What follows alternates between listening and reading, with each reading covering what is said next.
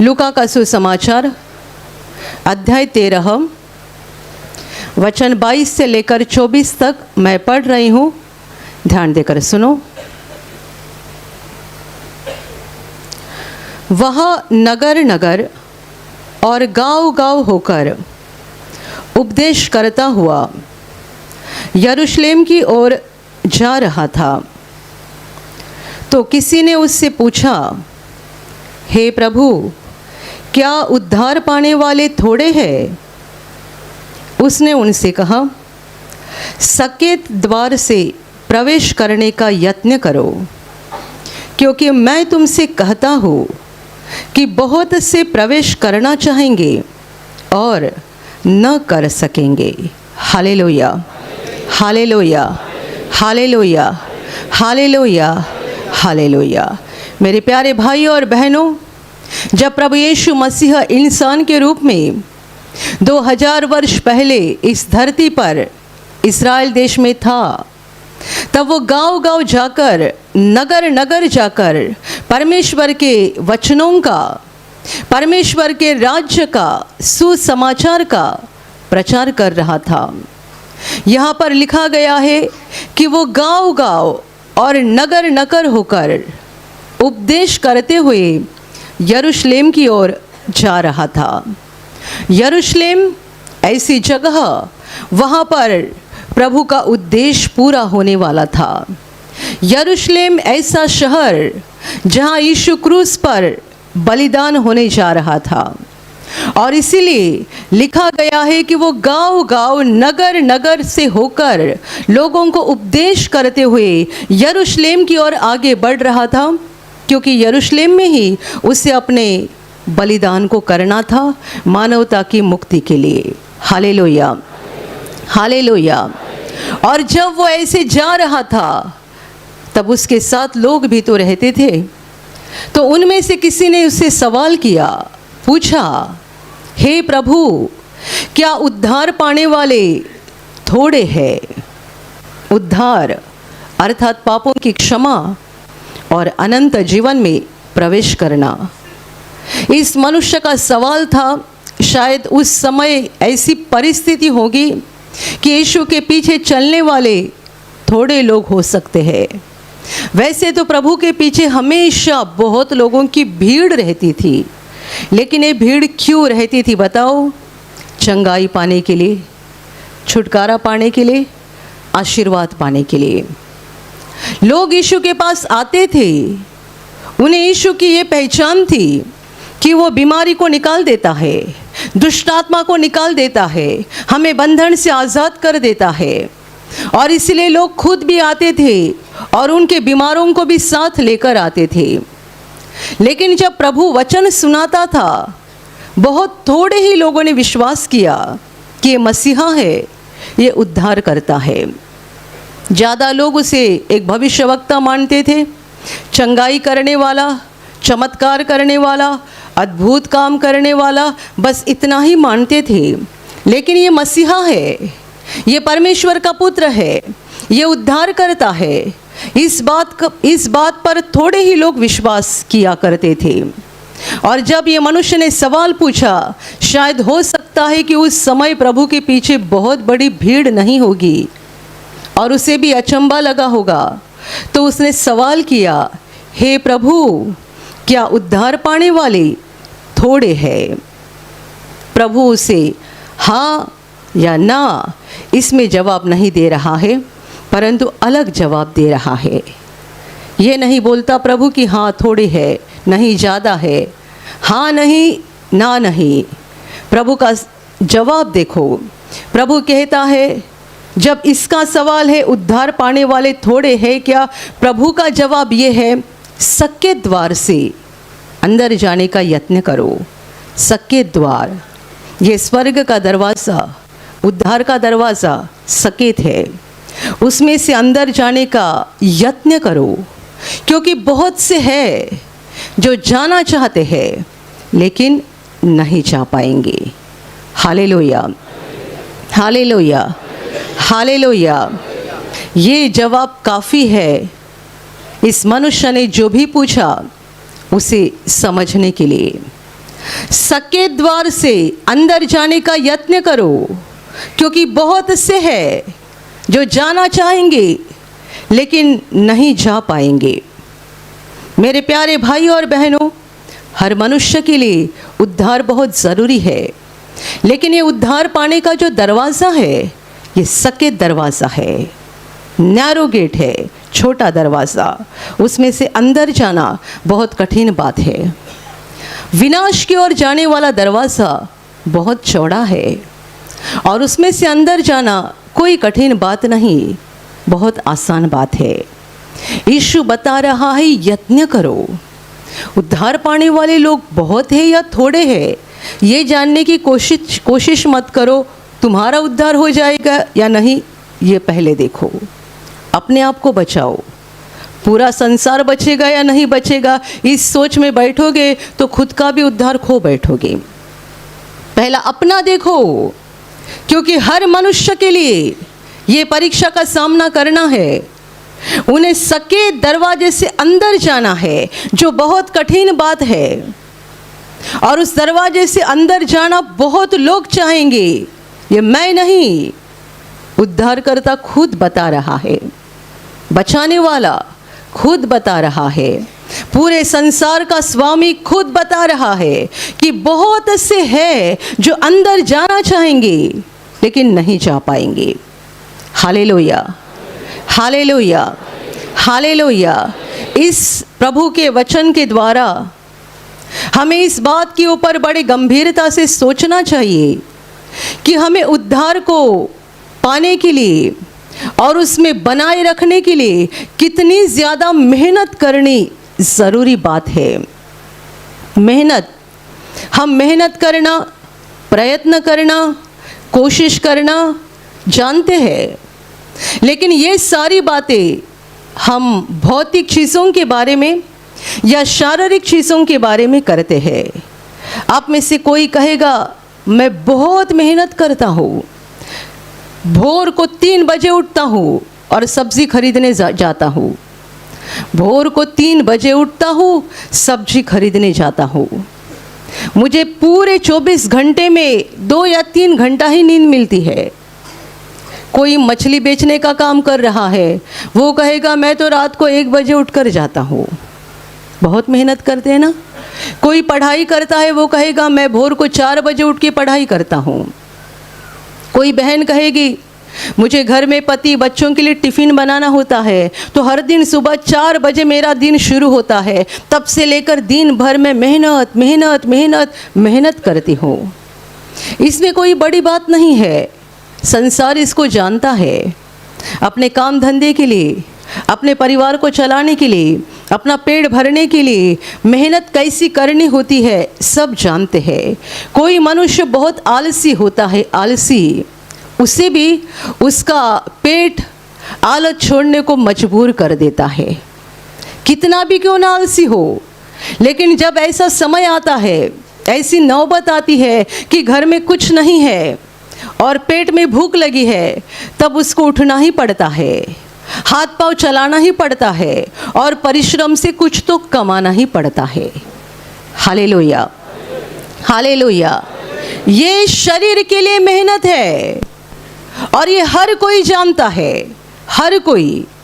कोई पागल ही ऐसा हो सकता है जो इतना आलसी है कि भूख की वजह से एक जगह पड़े पड़े मर जाएगा।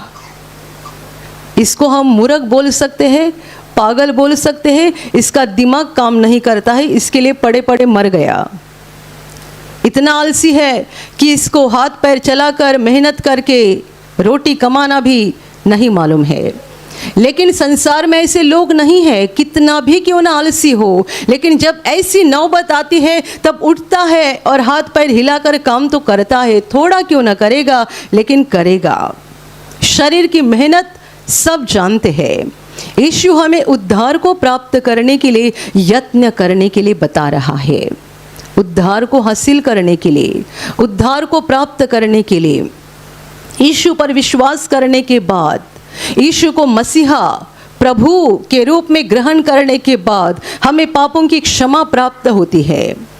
हमारा सफ़र अनंत जीवन की ओर शुरू हो जाता है। लेकिन इतने में सारी बातें खत्म नहीं होती।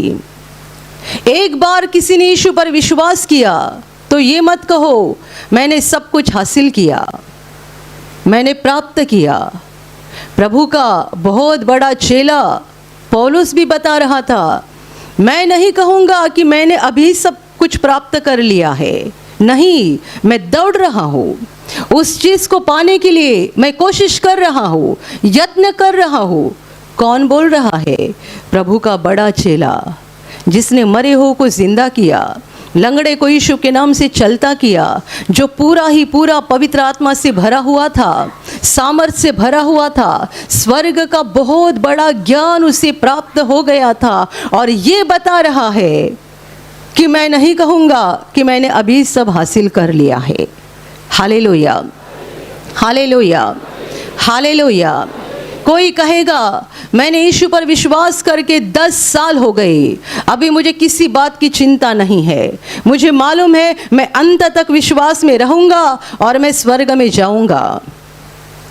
कोई कहेगा मुझे तो 25 साल हो गए, 25 साल से मैं हालेलुया कर रहा हूँ, 25 साल से तालियां बजाकर गाना गा रहा हूँ, 25 साल से बाइबल पढ़ रहा हूँ, मुझे 25 साल हो गए, अभी मैं बिंदास हूँ।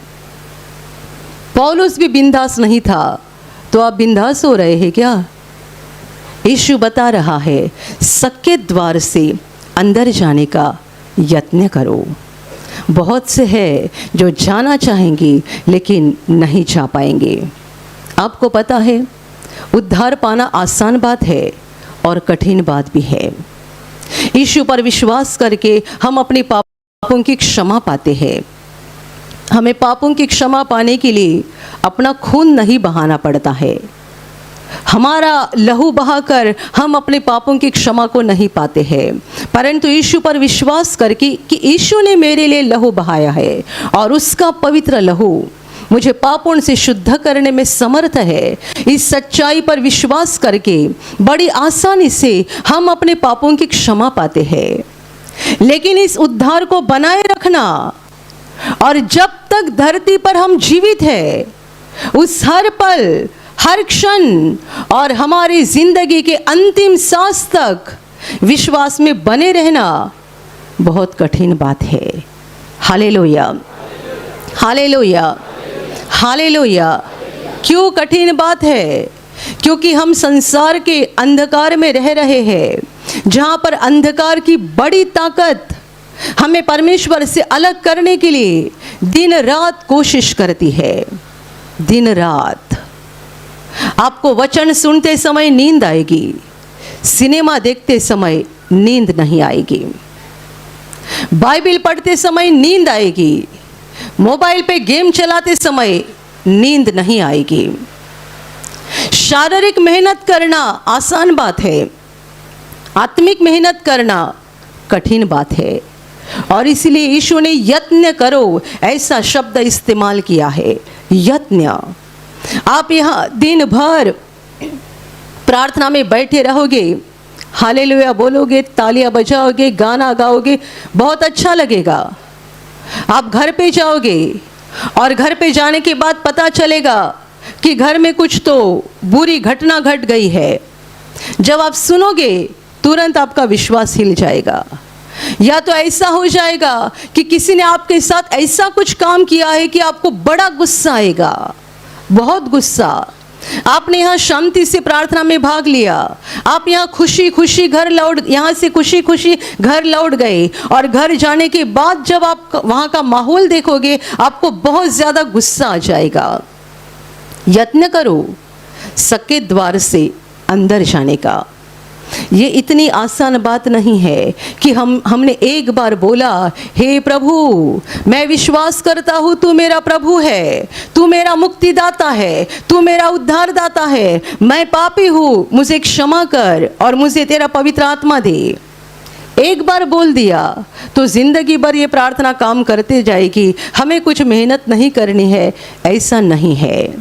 इस प्रार्थना के द्वारा हमारी आत्मा बच जाएगी, लेकिन इसको बनाए रखने के लिए हमें मेहनत करना ज़रूरी बात है। Hallelujah, hallelujah, hallelujah, hallelujah. जब आप प्रार्थना के लिए आने को निकलते हैं, आपके सामने कोई दूसरा काम आकर खड़ा हो जाता है। आप सोचते अगले रविवार जाऊंगा, आप घर में सोचे हैं आज शाम 8 बजे प्रार्थना करूंगा। आप 8 बजे प्रार्थना करने के लिए बैठते हैं, उतने में मेहमान आपके घर में आ जाते हैं और आप उनसे बात करना शुरू कर देते हैं। बातें बढ़ती जाती है। फिर आप खाना खाते हैं और फिर बोलते अभी थक चुका हूँ, कल करूँगा, कल 8 बजे। आज 8 बजे होने वाली थी, लेकिन उसी समय घर में मेहमान आ गया, अभी कल 8 बजे। कल 8 बजेगा तब और कुछ सामने खड़ा हो जाएगा, परसों और 8 बजेगा और कुछ खड़ा हो जाएगा। यीशु कहता है यत्न करो। क्यों यत्न करो? वो अंधकार का राजा दिन रात कोशिश कर रहा है कि हम परमेश्वर से अलग हो जाए। उसे इस बात का डर है, परमेश्वर के सामने आकर मत बैठो, उसकी ओर मत देखो, उसका भजन मत गाओ, उसकी स्तुति मत करो, उसके वचनों को मत पढ़ो। वो कहता है मैं इससे डरता हूँ। यदि तुम ये सब करोगे तो परमेश्वर से जुड़ जाओगे और मेरे हाथ से छूट जाओगे, तो ये सब मत करो। इसीलिए हमें उद्धार को बनाए रखने के लिए मेहनत करनी जरूरी बात है। Hallelujah, hallelujah. 10 साल भी विश्वास में चलते हुए लोग विश्वास से दूर हो जाते हैं। 25 साल विश्वास में चलते हुए भी बाद में विश्वास से दूर हो जाते हैं। वो दुष्ट ताकत लगाता है, तरह तरह की योजना बनाता है और हम फंस जाते हैं। मेरे प्यारे भाई और बहनों, इसलिए यीशु बता रहा है सक्के द्वार से अंदर जाने का यत्न करो, प्रयास करो। बहुत ज़रूरी बात है कि हमें परमेश्वर के राज्य में अपने आप को बनाए रखने के लिए और अंत में उस अनंत जीवन में पहुंचने के लिए बहुत ज़्यादा मेहनत करना ज़रूरी है। Hallelujah, hallelujah, hallelujah. आप में से कितने सारे लोग बड़े दूर दूर से यहाँ पर आते हैं। कई भाई बहनें नियमित रूप से आते हैं। आप क्या कर रहे हैं? आप यत्न कर रहे हैं, कोशिश कर रहे हैं। किस बात के लिए? सक्के द्वार से अंदर जाने के लिए। आप घर में बाइबल लेकर बैठे हैं और आपकी आंखें भारी हो गई, नींद आ रही है, तो आप उठते हैं, आंखों को पानी लगाते हैं, दोबारा बाइबल लेते हैं, पढ़ते रहते हैं। मतलब आप क्या कर रहे हैं? आप यत्न कर रहे हैं स्वर्ग के राज्य में अंदर जाने के लिए। आपको थकान आ गई है और शरीर बोल रहा है अब सो जा। परमेश्वर को पता है तेरी दुर्बलता, सो जा। परमेश्वर को पता है तेरी कमजोरी, सो जा। वो गुस्सा नहीं करेगा। तो भी आप कहते नहीं नहीं, मुझे प्रभु के सामने बैठना है, मेरा शरीर थका हुआ है, तो भी मैं बैठूंगा। मैं दिन भर की सारी बातों के लिए प्रभु का धन्यवाद करूंगा। मैं अपने जीवन के लिए प्रभु की आशीष मांगूंगा। मैं अपने परिवार के लिए प्रभु के पास प्रार्थना करूंगा। और ऐसे थके हुए हालत में भी आप प्रभु के सामने बैठते हो और प्रार्थना करते हो। इसका मतलब आप यत्न कर रहे हैं सक्के दरवाजे से अंदर जाने का। Hallelujah, hallelujah, hallelujah, hallelujah. ये हमें करना ही चाहिए। प्रभु यीशु के पीछे हजारों की संख्या में भीड़ जाती थी, हजारों की संख्या में। अंत में बचे कितने? उसके जो 12 चेले थे, 12 में से भी एक छोड़कर चला गया, क्योंकि बाइबल कहती है वो चोर था। यानी अपनी पुरानी जिंदगी में वो चोर था। यीशु पर विश्वास करने के बाद, और एक केवल साधारण विश्वासी नहीं, परंतु वो प्रभु के 12 चेलों में से चुना हुआ चेला था, तो भी उसने अपनी पुरानी आदत को छोड़ा नहीं। कितने सारे ऐसे हैं जो कहते हैं पाप करने का, क्षमा मांगने का, पाप करने का, क्षमा मांगने का। प्रभु दया का सागर है, वो हमें क्षमा देता है। भाई और बहनों, यह आपकी बात ज़्यादा समय चलेगी नहीं। पाप करो, क्षमा मांगो, पाप करो, क्षमा मांगो। जानबूझकर आप पाप करते हैं, जानबूझकर आप गलत काम करते हैं, जानबूझकर सारे बुरे काम करते जो परमेश्वर को पसंद नहीं है, और ये सोचते हैं प्रभु के सामने आने का, पश्चाताप करने का, क्षमा मांगने का, प्रभु क्षमा करता है।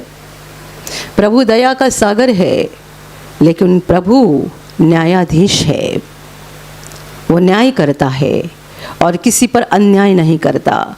यदि आपने किसी का लूटा है या किसी का नुकसान किया है या किसी को बर्बाद किया है या किसी को फंसाया है, आपने दूसरों के खिलाफ जो भी बुरा काम किया है, प्रभु उससे भी प्रेम करता है ना, तो आपका इंसाफ उसको करना ही पड़ेगा।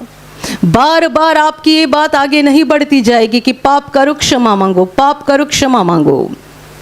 हर सप्ताह जब आप यहाँ पर प्रार्थना में आते हैं, ये सेशन हमेशा होता है, अपने पापों को कबूल करो, पश्चाताप करो, क्षमा मांगो। लेकिन ये सेशन हर सप्ताह होता है, हमें हर दिन भी करना है, लेकिन इसके लिए करना है कि हमने पाप को टालने की पूरी कोशिश की, तो भी हम कम गिर गए और हमसे पाप हो गया। इसीलिए हम पश्चाताप करना है और क्षमा मांगनी है। लेकिन जानबूझकर मालूम है प्रभु को ये पसंद नहीं है, तो भी ये सोचकर कि प्रभु क्षमा करेगा, प्रभु क्षमा करेगा, ये हमारा काम चलते रहे क्योंकि प्रभु क्षमा करेगा, ऐसे आप पाप कर रहे हैं तो आप परमेश्वर को नहीं परंतु अपने आप को फंसा रहे हैं। Hallelujah, hallelujah, hallelujah. प्रार्थना में आने वाले एक व्यक्ति जिन्होंने नया घर बनाया था और मीटर नहीं मिल रहा था, चोरी की लाइट ले रहे थे। उनको कई बार ब्रदर ने कहा ये बंद करो, आप नियमित रूप से प्रार्थना में आते हैं, ये अच्छी बात नहीं है। ये भाई का जवाब था, मैं चोरी की लाइट जरूर लेता हूँ लेकिन हर दिन प्रभु से माफ़ी मांगता हूँ। बताओ ये प्रभु को फंसा रहे हैं या अपने आप को फंसा रहे हैं? मैं चोरी की लाइट जरूर लेता हूँ लेकिन हर दिन सुबह जब प्रार्थना में बैठता हूँ प्रभु के पास माफ़ी मांगता हूँ। मेरे प्यारे भाई और बहनों, ये बात ज़्यादा समय तक चलती नहीं।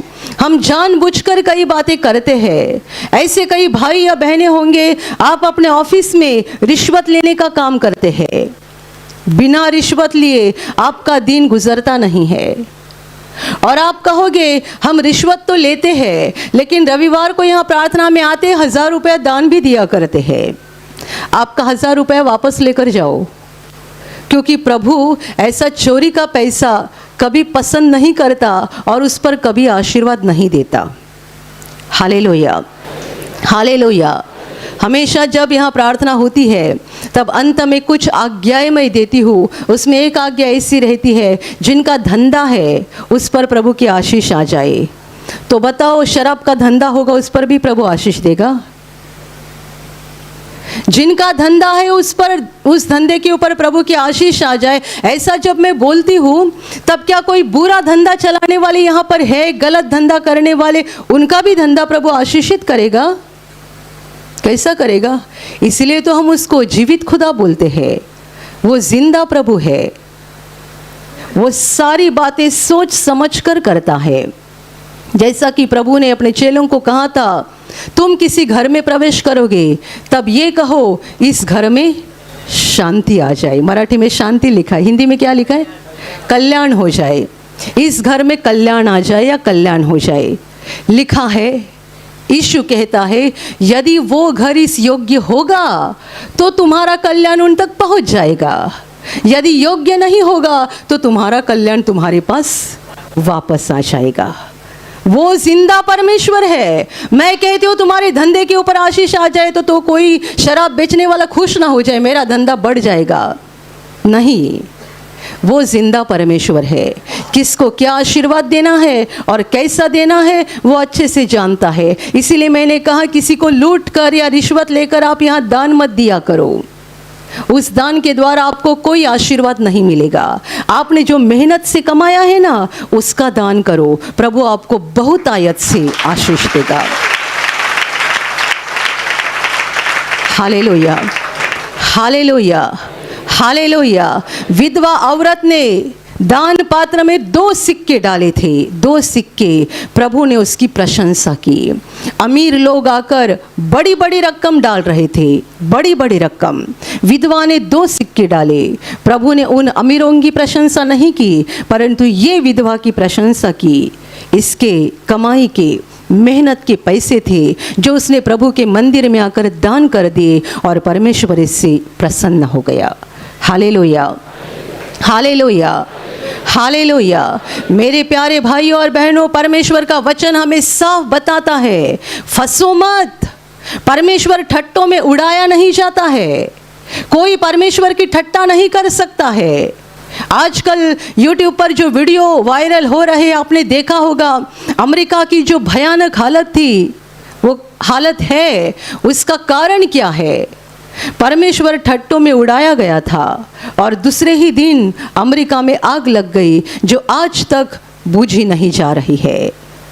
मैंने गए रविवार भी आपको बताया था, अमेरिका एक मसीही देश है, लेकिन आपका नाम क्या है ये महत्वपूर्ण नहीं, आपका काम क्या है ये महत्वपूर्ण है। आप मसीही का लेबल लेके मत नहीं घूम सकते हैं, और उसके द्वारा परमेश्वर की आशीष आप नहीं पा सकते हैं। परमेश्वर आपके नाम के ऊपर का लेबल नहीं देखता है, आपका दिल देखता है, आपके जीवन को देखता है। और यदि आपका दिल और आपका जीवन परमेश्वर को प्रसन्न है, तो ही वो आपको बहुतायत से आशीष देता है। Hallelujah, hallelujah, hallelujah, hallelujah. मेरे प्यारे भाइयों और बहनों, अपने व्यक्तिगत जीवन को देखो। आपके जीवन में ऐसा क्या चल रहा है जिसके द्वारा आप अपने उद्धार को खो बैठोगे? आपके व्यक्तिगत जीवन में क्या चल रहा है? ये मत समझो मेरी औरत प्रार्थना में जा रही है, मैं बच जाऊंगा। मेरा पति प्रार्थना में जा रहा है, मैं बच जाऊंगी। हमारे माँ बाप हालेलुया कर रहे हैं तो हम बच जाएंगे। नहीं, नहीं, नहीं। हमेशा ध्यान में रखना, कोई मनुष्य आपको बचा नहीं सकता है। आज हम आपको एक गवाही दिखाने वाले हैं। ये भाई मैंने देखा यहाँ पर बैठे हुए हैं। इन्होंने कहा है गवाही में, उनको भी बहुत सालों से ऐसा ही लगता था, औरत प्रार्थना में जाती है ना, काफ़ी है।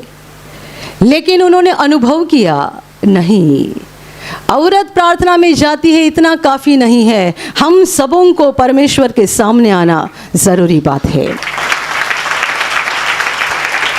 Hallelujah, hallelujah, hallelujah. इसकी एक सुंदर कहानी बताई जाती है। एक परिवार था, मसीही परिवार। उस परिवार का जो मुख्य सदस्य था वो कभी चर्च में नहीं जाता था। उनकी औरत बार बार उनके पीछे पड़ी रहती थी, सप्ताह में 1 बार तो चर्च में आया करो। और ये भाई का जवाब था, बचपन में मेरा बपतिस्मा हुआ है, मैं तो एक मसीही व्यक्ति हूँ, तो मुझे चर्च में जाने की क्या ज़रूरत है, मैं यूं ही स्वर्ग में पहुँच जाऊँगा। मेरा बपतिस्मा हो गया है, मैं एक मसीही व्यक्ति हूँ, तो चर्च में जाऊँ या ना जाऊँ, लेकिन मैं तो स्वर्ग में पहुँच ही जाऊँगा। तो औरत सुन सुनकर थक गई। एक दिन ये भाई घर में खाना खाने बैठे थे, बहुत अच्छी मछली घर में लाई थी, और जैसे वो खाना खाने के लिए बैठे, उनको बहुत ज़्यादा बदबू आ गई। उसने थूक कर सारा खाना मुंह से फेंक दिया, और औरत को पूछ रहा है, मछली को बदबू क्यों आ रही है, धोई नहीं क्या?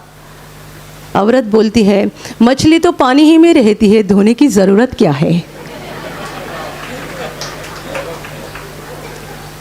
मतलब उसने ऐसा सबक सिखाया, बाजार से मछली खरीदी और वैसे ही बना डाली।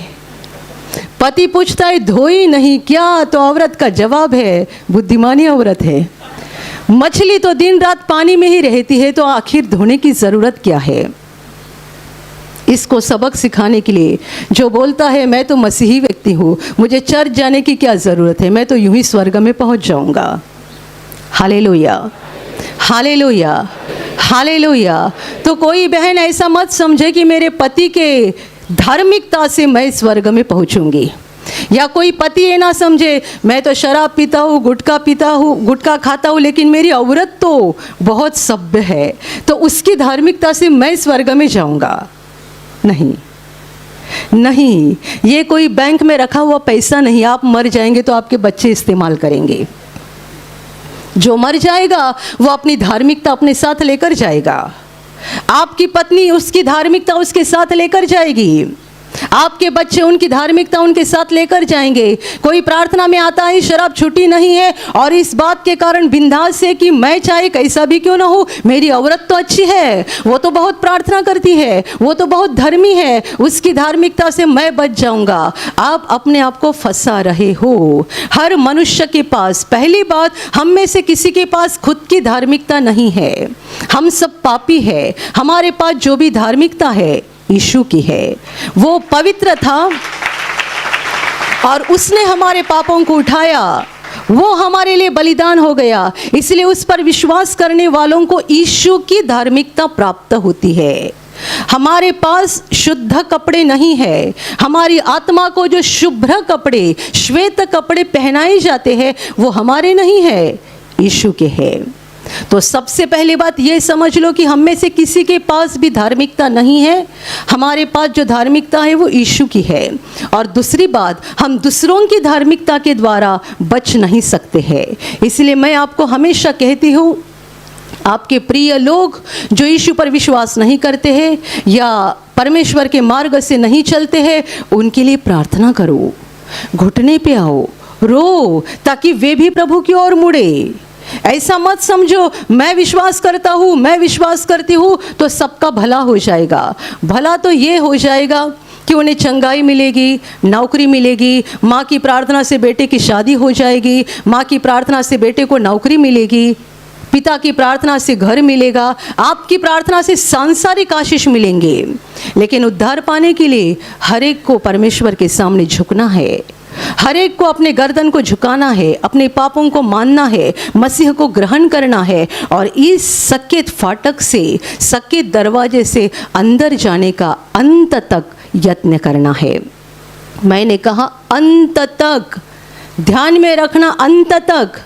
आपकी जिंदगी कितनी है, मेरी जिंदगी कितनी है, हम नहीं जानते, लेकिन जब तक हम धरती पर जीवित है हमें कोशिश करते रहना है, करते रहना है, करते रहना है कि हम अनंत जीवन के दरवाजे से अंदर जाए और उस पर चलते रहे, चलते रहे, चलते रहे। ऐसा ना हो जाए कि हम बिंदास हो जाए, मूर्ख बने और इस दरवाजे से अंदर जा नहीं पाएंगे, या तो जाने के बाद ठोकर खाएंगे और गिर जाएंगे, अपना विनाश कर लेंगे। Hallelujah, hallelujah. यीशु ने कहा है सके दरवाजे से अंदर जाने का यत्न करो। आगे का वचन बहुत भयानक है। बहुत से हैं जो जाना चाहेंगे लेकिन नहीं जा पाएंगे। इस वचन में आपका प्रवेश ना हो, हमारा प्रवेश ना हो। बहुत से है, ये कौन लोग हैं? बहुत से जो स्वर्ग में जाने की कोशिश करेंगे लेकिन अंदर नहीं जा पाएंगे।